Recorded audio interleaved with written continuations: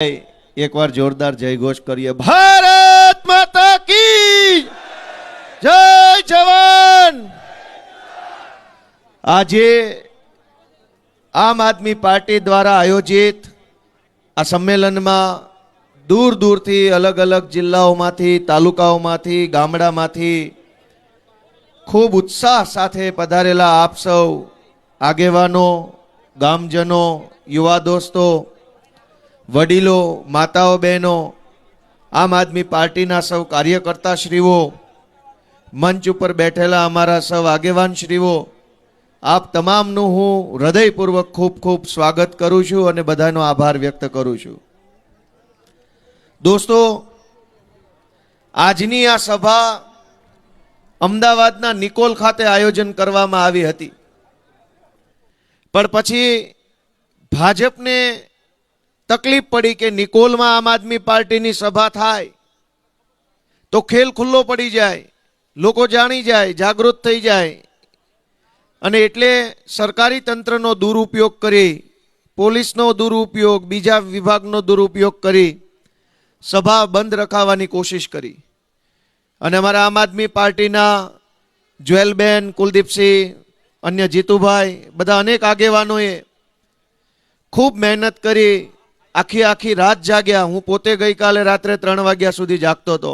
બધાએ જાગીને મહેનત કરી અને પાછી આ સભાને અહીંયા સફળ બનાવવાની કોશિશ કરી દોસ્તો। અને આ કોશિશમાં સૌથી મોટો આભાર માનવો હોય તો આ જમીન જેમણે આપણને આપી એવા હરજી બાપાને, એમનો ખૂબ ખૂબ હું તો આભાર વ્યક્ત કરું છું કે મક્કમ મનના થઈને એણે કીધું કે સભા મારી જમીનમાં ભલે થાય।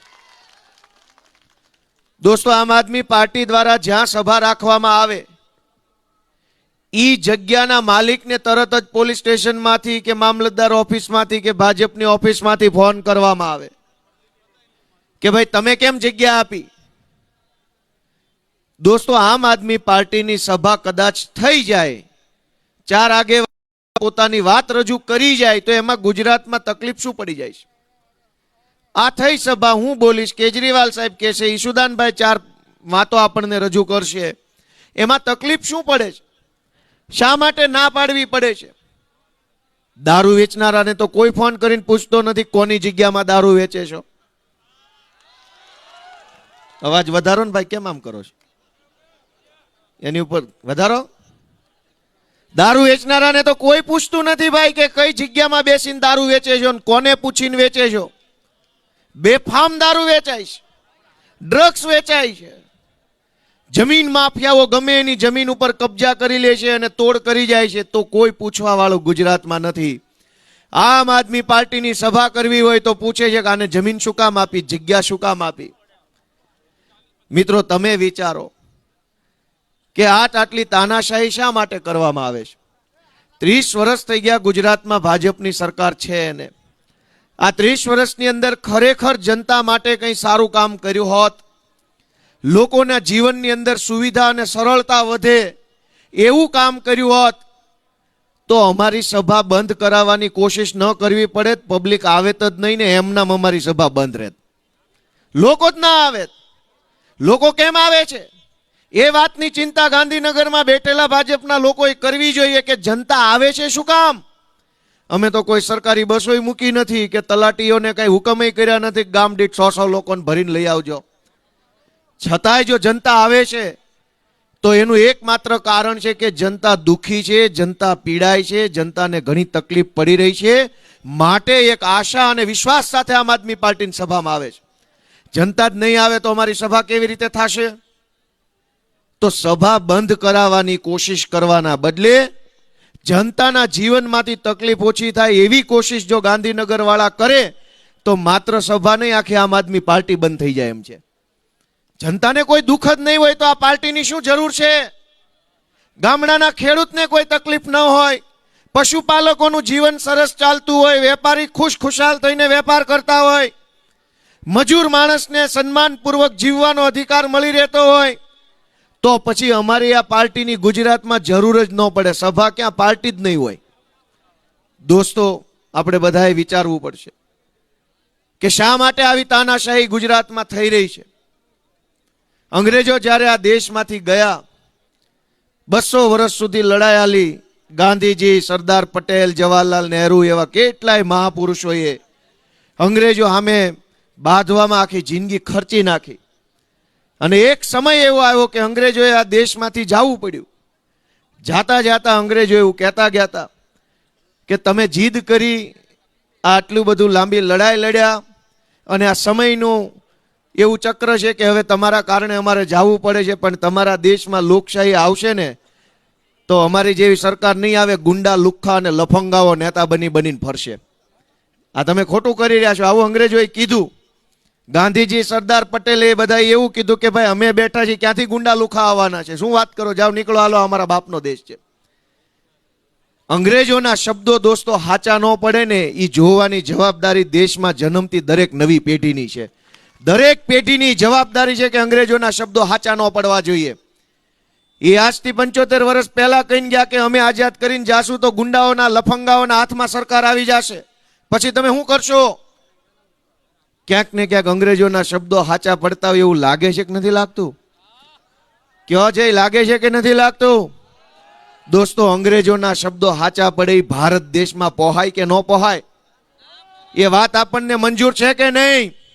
દોસ્તો, આમ આદમી પાર્ટી માટે નહીં, ગોપાલ ઇટાલિયા માટે નહીં, અરવિંદ કેજરીવાલ માટે નહીં, તમારા પોતાના માટે અને ભારત દેશ માટે થઈને આપણે જાગવું જરૂરી છે કે અંગ્રેજો 75 વર્ષ પછી એમ ન કહી જાય, કહેતા હતા ને જો આ થવાની હતી.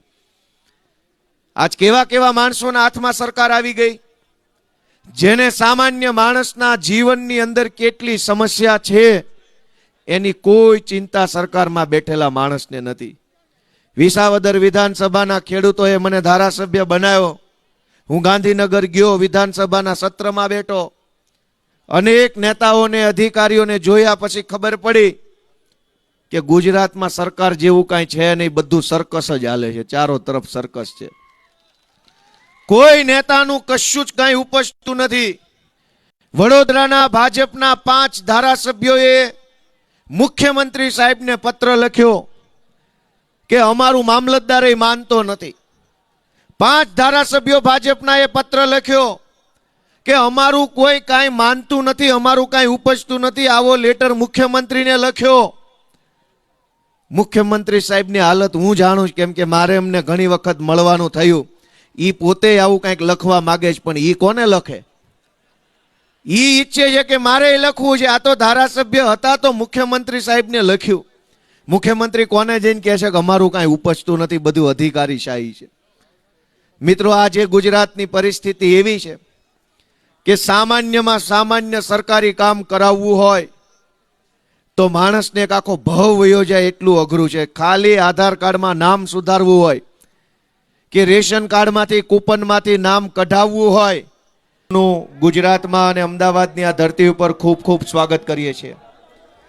દોસ્તો, હું એ વાત કરી રહ્યો હતો કે આજ ગુજરાતમાં સામાન્ય માણસની વાત સાંભળે એવું કોઈ છે નહીં. ગામડાથી લઈ અને ગાંધીનગર સુધી અનેક પ્રકારની સમસ્યાઓની સામે માણસ લડાઈ લડી રહ્યો છે. પણ આપણી વાત કોણ સાંભળે? આપણી પીડાને હોકારો કોણ આપે? તો જવાબ આવે છે કે કોઈ સાંભળવા વાળું નથી. મિત્રો, સામાન્યમાં સામાન્ય બાબત માટે સરકારી કચેરીઓના ધક્કા ખાઈને નાનો માણસ થાકી ગયો છે. પણ નાના માણસની વેદના કોઈ સાંભળતું નથી. સરકાર હમણાં સ્માર્ટ મીટર લઈ આવવાની વાત કરે છે, પણ જરાક જો સ્માર્ટ પોલીસ સ્ટેશન, સ્માર્ટ મામલતદાર ઓફિસ, સ્માર્ટ તાલુકા પંચાયત, સ્માર્ટ જિલ્લા પંચાયત, સ્માર્ટ 2-5 ધારાસભ્ય બનાવે તો જનતાનું ઘણું કલ્યાણ થાય એમ છે. પણ એવું કામ નહીં કરે કે જેનાથી જનતાને ફાયદો થાય, જનતાને વધુને વધુ તકલીફ પડે. એવા પ્રકારનું કામ આજે ગુજરાતમાં થઈ રહ્યું છે. ત્યારે સામાન્ય માણસને આજ આમ આદમી પાર્ટીની જરૂર છે. આ આમ આદમી પાર્ટી કોનાથી બનેલી છે? તો કે ગુજરાતના સામાન્ય પરિવારમાં, નાના ઘરમાં, ગરીબ પરિવારમાં જન્મેલા સામાન્ય લોકોથી બનેલી આમ આદમી પાર્ટી છે. કોઈ મોટા મોટા કદાવર નેતાના પરિવારના સંતાનો આમાં નથી. પણ સંઘર્ષ કરીને, મહેનત કરીને, ખૂબ ભોગ આપીને, યોગદાન આપીને પોતાની રાજનીતિમાં જગ્યા બનાવી હોય એવા ઈશુદાનભાઈ ગઢવી જેવા, ચૈતરભાઈ વસાવા જેવા, પ્રવીણભાઈ રામ, રાજુભાઈ કરપડા જેવા આગેવાનો આ પાર્ટીનું નેતૃત્વ કરી રહ્યા છે. એક તરફ શક્તિશાળી માણસો છે કે જેમની પાસે ખૂબ પૈસા, ખૂબ તાકાત, ખૂબ સત્તા છે. એક બાજુ અમારી જેવા તમારા સંતાનો છે કે જેની પાસે પૈસા નથી, મોટું ટોળું નથી, પણ એની અંદર હિંમત છે અને ઈમાનદારીથી લડવા માટેની દાનત છે. એવા નેતાઓ આ મંચ ઉપર બેઠા છે. મિત્રો, આપણે સૌએ નક્કી કરવાનું છે કે આ ગુજરાતની અંદર આવનારા દિવસોમાં રાજનીતિમાં કેવો બદલાવ આવશે. આપણે જોઈએ તો આપણને ખ્યાલ આવે કે ચારો તરફ તાનાશાહી. ફેસબુકમાં એક પોસ્ટ લખો તો તમને પકડી જાય, તમે સભા કરો તો પકડી જાય. આની પહેલા સુરેન્દ્રનગરની અંદર જ્યારે સભા હતી અરવિંદ કેજરીવાલ સાહેબની, ત્યારે અમરેલીના એક ગામમાંથી કેટલાક લોકો એ સભામાં આવ્યા હતા અને સભામાંથી પાછા ઘરે ગયા તો ગામના સરપંચે એને ધમકી મારી કે તું કેજરીવાલની સભામાં કેમ ગયો તો તારું મકાન તોડાવી નાખું, આ તોડાવી નાખું, તે તોડાવી નાખું. દોસ્તો, આ કઈ હદની વાત છે કે કોઈ પણ રાજકીય પક્ષ હોય એની સભામાં જનતા જાય, વાત સાંભળે, વિચારે, નક્કી કરે કે કઈ પાર્ટી છે જનતા માટે સારું કામ કરવાની છે, પણ સભામાં જાઓ એટલે મારે એ વસ્તુ ગુજરાત જેવા રાજ્યમાં પોસાય નહીં. દોસ્તો, અહીંયા તો ગાંધી અને સરદાર જેવા લડનારા લોકો આ ધરતી પરથી પેદા થયા છે અને એવી ધરતી ઉપર માત્ર સભામાં જવાથી ગામના સરપંચ ધમકી મારે એ વ્યાજબી વાત નથી.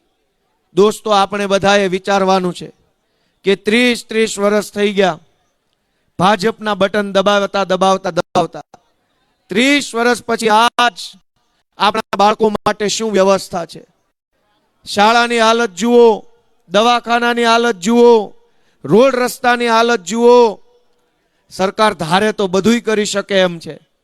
વડાપ્રધાન આવવાના હોય, મુખ્યમંત્રી આવવાના હોય, મંત્રીઓ આવવાના હોય, આખું સરકારી તંત્ર રાતોરાત કામે લાગી જાય. ચાલુ વરસાદે રોડ બની જાય, આખી રાતમાં રોડ બની જાય ને સવાર થાય તો અમેરિકા જેવો માહોલ બનાવીને આપી દે છે.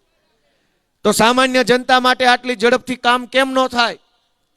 સરકારના માણસો આવવાના હોય તો બધી જ વ્યવસ્થા થઈ જાય. સામાન્ય જનતા માટે કોઈ વ્યવસ્થા કરવામાં આવતી નથી અને એટલે આપણે બધાએ જાગવાની જરૂર છે, આપણા આત્માને જગાડવાની જરૂર છે.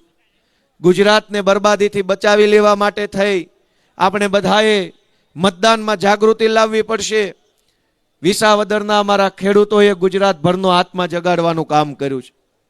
વિસાવદરની ચૂંટણીમાં ગુજરાતના મુખ્યમંત્રી, ભાજપના પ્રદેશ પ્રમુખ, ગૃહમંત્રી, કૃષિ મંત્રી, પાણી પુરવઠા મંત્રી, વન મંત્રી, બીજા 1 ડઝન જેટલા ધારાસભ્યો, સાંસદ સભ્યો, બુટલેગરો, માફિયાઓ, ગુંડાઓ, પોલીસ તંત્ર, સહકારી તંત્ર, સરકારી તંત્ર, વહીવટી તંત્ર, બધા જ લોકો આખા વિસાવદરની અંદર ચૂંટણી પ્રચારમાં કામે લાગ્યા હતા. પણ એક સામાન્ય માણસે મનથી સંકલ્પ કર્યો કે આ બધાને એની ઠેકાણે પાડી દઈશ, આ બધાને એમની હેસિયત દેખાડી દઈશ. અને જુઓ કે સામાન્ય માણસની તાકાત કેવડી હોય છે કે સામાન્ય માણસ એને ઝાડુનું બટન દબાવ્યું અને ગોપાલ ઇટાલિયાને આખી સરકારની સામે ધારાસભ્ય બનાવવાનું કામ કર્યું. દોસ્તો, આજ આખા ગુજરાતની અંદર વિસાવદર વિધાનસભાની ચૂંટણીની જીતની ચર્ચાઓ હજુય થઈ રહી છે. 4-6 મહિના થવા આવ્યા, 4-6 મહિના પછી પણ હજુ ચર્ચા એ વાતની થઈ રહી છે. શું કામ?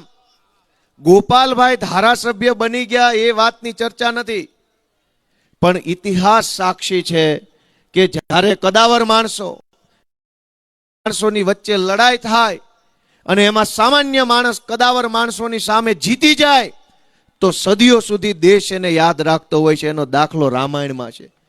રાવણ શક્તિશાળી માણસ હતો, એની પાસે સેના, મહેલો, પૈસા બધું જ હતું અને ભગવાનની પાસે માત્ર સામાન્ય વાનર સેના હતી. એની પાસે શસ્ત્રો નહીં, કઈ દારૂગોળા નહીં, રથ નહીં, કાંઈ નહીં. સામાન્ય માણસોથી સામાન્ય વાનર સેના લઈ અને કદાવર રાવણની સામે ભગવાનનું યુદ્ધ થયું અને સામાન્ય વાનર સેના જીતીને એ વાતની ઉજવણી સદીઓ પછી આજે આ ભારત દેશમાં થઈ રહી છે. જ્યારે જ્યારે લડાઈ કદાવર માણસો અને સામાન્ય માણસોની વચ્ચે થાય ત્યારે ત્યારે આ દેશમાં સામાન્ય માણસની જીત થાય છે અને જીત સદીઓ સુધી આ દેશ ઉજવતો રહે છે. મિત્રો, મને પૂરો વિશ્વાસ છે કે આજ ગુજરાતની સત્તામાં બેઠેલા ભાજપના લોકો ભાન ભૂલ્યા છે. સત્તાના મદમાં આવ્યા છે એટલે સભાઓ નહીં થવા દેવાની, લોકોને સભામાં નહીં જવા દેવાના, લોકોને ડરાવવાના, ધમકાવવાના બધા જ ષડયંત્રો થઈ રહ્યા છે. પણ આવનારી ચૂંટણીમાં કદાવર લોકો અને અહીંયા બેઠેલા સામાન્ય લોકો વચ્ચે લડાઈ થશે ત્યારે મને પૂરી શ્રદ્ધા છે કે આ સામાન્ય લોકોનો ભવ્ય વિજય થવાનો છે અને કદાવર લોકોનો ભવ્ય પરાજય ગુજરાતમાં થવાનો. દોસ્તો, આપ સૌ મિત્રો આટલા ઉત્સાહ સાથે આ કાર્યક્રમમાં જોડાયા એ બદલ હું આપ સૌનો હૃદયપૂર્વક ખૂબ ખૂબ આભાર વ્યક્ત કરું છું. અને ફરી એકવાર આ કાર્યક્રમને નહીં થવા દેવા માટે 1000 પ્રયત્નો કર્યા પછી પણ આ કાર્યક્રમને સફળ બનાવવા માટે અમારી સેન્ટ્રલ ઝોનની ટીમે જે મહેનત કરી છે એ બધાયનો હું હૃદયપૂર્વક ખૂબ ખૂબ આભાર વ્યક્ત કરું છું.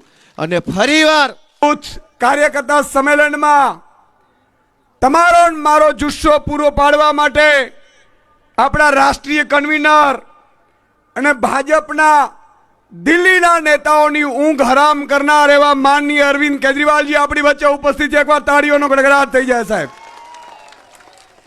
નેતા કેવા હોય તો અરવિંદ કેજરીવાલજી જેવા હોય. નેતા કેવા હોય કે જેણે પોતાની કારકિર્દીને લાત મારીને પ્રજાના હિત માટે તન મન અને ધનથી પોતાનું સર્વસ્વ ચડાવી દેનાર નેતા હોય. અને એટલા માટે આજે આપણે ગર્વ થાય છે માનનીય અરવિંદ કેજરીવાલજી ઉપસ્થિત છે, માનનીય ગોપાલ રાયજી, માનનીય ગોપાલભાઈ. ગોપાલો વધતા જાય છે. માનનીય મનોજભાઈ, સાગરભાઈ, જ્વેલબેન અને સમગ્ર આમ આદમી પાર્ટીની ટીમ અને તમે મિત્રો દૂર દૂરથી પધારેલા. આજે મારે આપની સમક્ષ મિત્રો 4 વાત કરવી છે. વધારે એટલા માટે નથી કહેવું કે આપણે માનનીય અરવિંદ કેજરીવાલજીને સાંભળવાનું છે, પણ તમે જુઓ આજે આપણી નિકોલમાં આ સભા હતી કે નહીં? જોરથી બોલજો, હોંકારો બરોબર આવવો જોઈએ. નિકોલમાં સભા હતી. ભાજપે એટલી હદે કોશિશો કરી કે એમણે ત્યાં જમીન માલિકને છેલ્લે ધમકીઓ આપીને આ સભાઓ રદ કરાવડાવી. અહીંયા હું લગભગ 1 મહિના પહેલા, કેમ આજે 1 મહિના પહેલા કે 1.5 મહિના પહેલા આપણી સાથે આપણા આગેવાન જોડાયા હતા. એમની આ જમીન છે, હું એમને લાખ લાખ અભિનંદન આપું છું. મિત્રો, આપણી પાસે કાંઈ નથી સત્તા, નથી સંપત્તિ, નથી એવા નેતાઓ. મિત્રો, તમારી પાસે જે નેતાઓ છે એ ઈમાનદાર છે.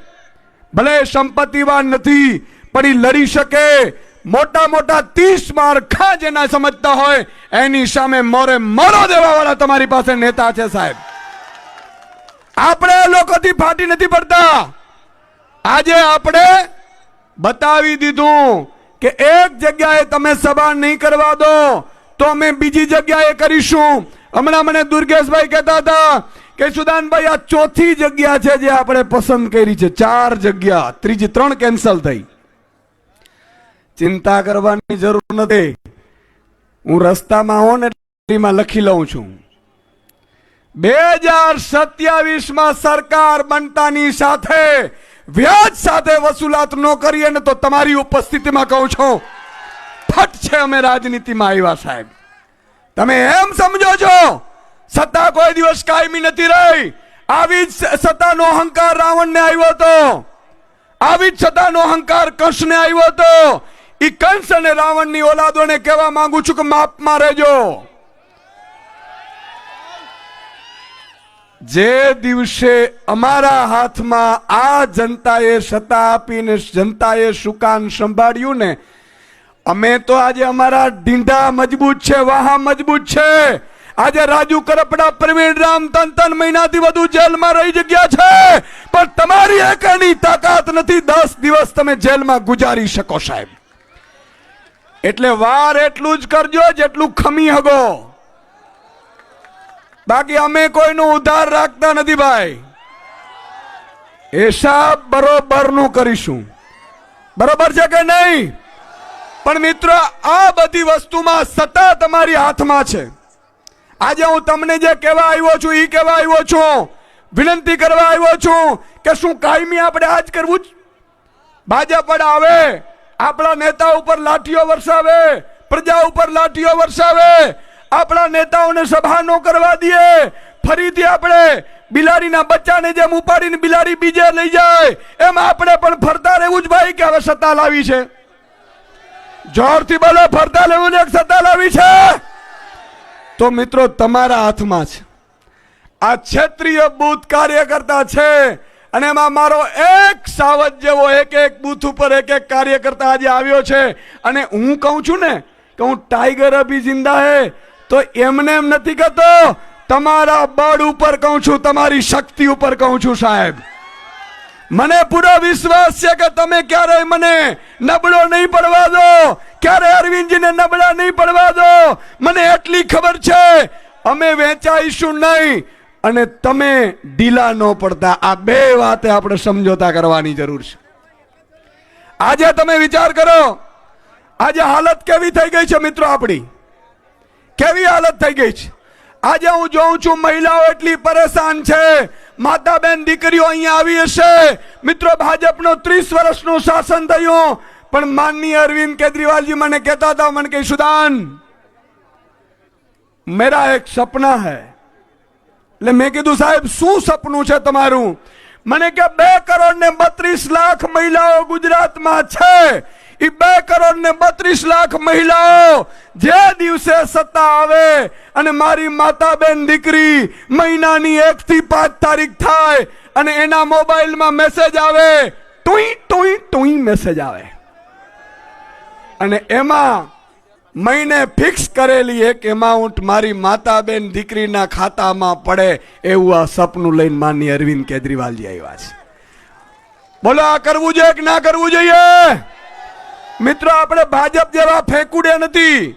ભાજપે હમણાં બિહારમાં મહિલાઓને 75 લાખ મહિલાઓના ખાતામાં 10,000 રૂપિયા નાખ્યા. ચૂંટણીના 2 મહિના પહેલા નાખ્યા અને હવે બંધ કરી દીધા, ચૂંટણી પતી ગઈ એટલે. આપણે એવા નથી મિત્રો, આપણું એક સપનું છે. હમણાં અરવિંદજી મને કહેતા હતા, મને કે 30 વર્ષના શાસનમાં આ લોકો રોડ રસ્તા ન કરી શક્યા, ગટર વ્યવસ્થા ન કરી શક્યા, એમણે પાણીની શુદ્ધ પાણી નથી આપી શકતા, ખેડૂતોને ભાવ નથી આપી શકતા, ખેડૂતોને ખાતરમાં પણ નેનો બટકાવે છે. મેટલો કેટલી બધી પીડાઓ છે. એનો સમાધાન એક જ છે, ભાજપને મારો લાત, ઝાડુને આપો સાથ અને સમસ્યાને કરો સાફ. હું આ સૂત્ર આપું છું, તમારે ફરીથી બોલવાનું છે. ભાજપને મારો, ઝાડુને આપો, સમસ્યાઓને કરો. મિત્રો ઢગલાબંધ સમસ્યાઓ છે. હમણાં અરવિંદજી કહેતા હતા મન કે યાર યહાં પે ડ્રગ્સ, અરવિંદજીની ભગવત માન સાહેબની મુહિમથી મિત્રો પંજાબ અત્યારે નશા મુક્ત રાજ્ય બનવા જઈ રહ્યું છે, જ્યારે ગુજરાત માનનીય નરેન્દ્ર મોદીજી, સન્માનીય અમિત શાહજી અને ભૂપેન્દ્ર પટેલના રાજમાં ડ્રગ્સ યુક્ત ગુજરાત બનતું જાય. બોલો, જે ડ્રગ્સ પંજાબમાં જતું હતું ને, આમ આદમી પાર્ટીની સરકાર આવી એટલે ડ્રગ્સ વાળાએ પેડલરોએ બદલી નાખ્યો રસ્તો કે હાલો ગુજરાતમાં જઈએ, ભાજપના નેતાઓને ફોડી શકાશે. મિત્રો તમારા અને મારા સંતાનોની જિંદગી બરબાદ કરવા ઉપર આવી ગયા છે. હવે આ છેલ્લી અસ્તિત્વની લડાઈ છે. જો આજે નહીં જાગ્યા તો યાદ રાખજો મિત્રો, આજે તો આપણા નેતાઓને જેલમાં નાખે છે, આજે આ લોકો ખેડૂતો પર લાઠીઓ વરસાવે છે, પણ આવતીકાલે જો 2027માં ભૂલથી ભાજપ આવી ગયું, આ તાલુકા જિલ્લામાં ભૂલથી ભાજપ આવી ગયું, તો મિત્રો આ લોકો એટલા નાલાયક છે, એટલા નિષ્ઠુર છે કે તમારા અને મારા દીકરાને ધમકાવી, ડરાવી અને હુમલાઓ કરશે. આપણા દીકરાઓને કોઈ પોલીસ સ્ટેશનમાં ફરિયાદ લેવા ઊભું નહીં રહે સાહેબ. આ પરિસ્થિતિમાંથી આપણે બહાર લાવવાનું છે. આ છેલ્લો ચાન્સ છે. જેમ ભગવાન રામ ગયા હતા અયોધ્યામાંથી અને લંકામાં ગયા, એમણે કીધું તું વાનર સેનાને કે આપણી પાસે અસ્તિત્વની છેલ્લી લડાઈ છે. અને સાહેબ રાવણનો નાશ કર્યું હતું, એમ હું આપને વિનંતી કરું છું કે તમે એક એક બૂથ સંભાળશો, રોજ 2 કલાક ડોર ટુ ડોર કરશો, રોજ 2-5 વ્યક્તિઓને સમજાવશો. કેટલાક બિચારા ભાજપના કાર્યકર્તાઓ સારા હોય પણ ઈ અંધભક્ત હોય, એને અગરબત્તીથી ફેરવી અને અંધભક્તિમાંથી બહાર લાવશો એટલે તમે સાહેબ ઇતિહાસ લખી લેશો. આ કામ આપણે કરવાનું છે મિત્રો. આજે પંજાબમાં 600 યુનિટ વીજળી ફ્રી મળે છે 2 મહિનાની, અને આપણે ત્યાં સ્માર્ટ મીટર. ભાઈ આપણે સ્માર્ટ મીટરની વાત હતી 2022ની ચૂંટણીમાં, ભાજપે કીધું હતું. એણે સ્માર્ટ સ્કૂલની વાત કરી હતી. ભાઈ થોડું વધારો ને, આ તો ગોળું કાપી નાખશે. એણે સ્માર્ટ સ્કૂલની વાત કરી હતી, સ્માર્ટ હોસ્પિટલની વાત કરી હતી. એ બે નો કર્યું અને સ્માર્ટ મીટર બટકાવે છે. મિત્રો ભૂલથી પણ જો તાલુકા જિલ્લામાં ભાજપ આવી ગયો, ભાજપનો આપણો મામાનો કે કાકાનો સારો બનેવી કોઈ પણ તાલુકા જિલ્લા કે નગરપાલિકા કે મહાનગરપાલિકામાં ઉભો રહીએ, એને તારે હાથ જોડીને તમારે કહેવાનું છે કે ભાઈ તારી તાકાત નથી, તું કંસ મામો છે. ભગવાન કૃષ્ણએ આપણે કીધું તું કે સામેની પાર્ટીમાં આસુરી શક્તિમાં જી પણ હોય એ બધા કંસ મામાઓ છે, પછી ભલે સગો મામો હોય ભાજપમાં. અને એટલે તમારે એને કહેવાનું છે કે આમ આદમીમાં હોય તો મત મળશે, બાકી મત. તો મિત્રો આજે છેલ્લી અસ્તિત્વની લડાઈ છે. આજે પંજાબમાં વીજળી ફ્રી છે. 43,000 કિલોમીટરના રોડ રસ્તા પંજાબમાં થાય છે મિત્રો. આલા ગ્રાન 20-20 વર્ષ રોડ તૂટે નહીં એવા રોડ બને. અને આપણે ત્યાં દર 5 કિલોમીટર એક ખાડો હોય કે ન હોય? મિત્રો આ ખાડામાંથી મુક્તિ મેળવવી છે આપણે ખેડૂતોને જે અત્યાચાર થાય છે, કરદા પ્રથા કરે છે, એપીએમસીઓમાં લૂંટે છે, આ બધામાંથી મુક્તિ મેળવવાની છે કે નથી મેળવવાની? જોરથી બોલો, મેળવવાની છે કે નથી મેળવવાની? તો મિત્રો મારી છેલ્લી તમને વિનંતી છે, કારણ કે માનનીય અરવિંદજીને આપણે સાંભળવા છે. દરેક સમસ્યા છે. ઘણા લોકો મને કહે કે સુદાનભાઈ અહીંયા દારૂના અડ્ડા ચાલે. ભાઈ ભાજપ હશે તો દારૂ તો હશે જ, કારણ કે બે માસિયાઈ છે. અને ડ્રગ્સ છે એ ભાજપનું સાઠુભાઈ છે. હારું એ આખા ઘરમાં જ બધું ભેગું ભરાણું છે. તમે જુઓ ભાજપનો નેતા ગમે ત્યાં હોય બાજુમાં ડ્રગ્સ હશે. આજે જ સુરતના એક સમાચાર છે વાપીના, કે ભાજપનો કાર્યકર્તા આટલા કરોડના ડ્રગ્સ સાથે ઘરમાંથી પકડાયો. આ એક જ પકડાયો, બાકી 500 બધા છુપેલા હોય. એટલે જ્યાં જ્યાં તમે જુઓ આસુરી શક્તિ પાસે કોઈ અપેક્ષા હવે રાખવાની થતી નથી.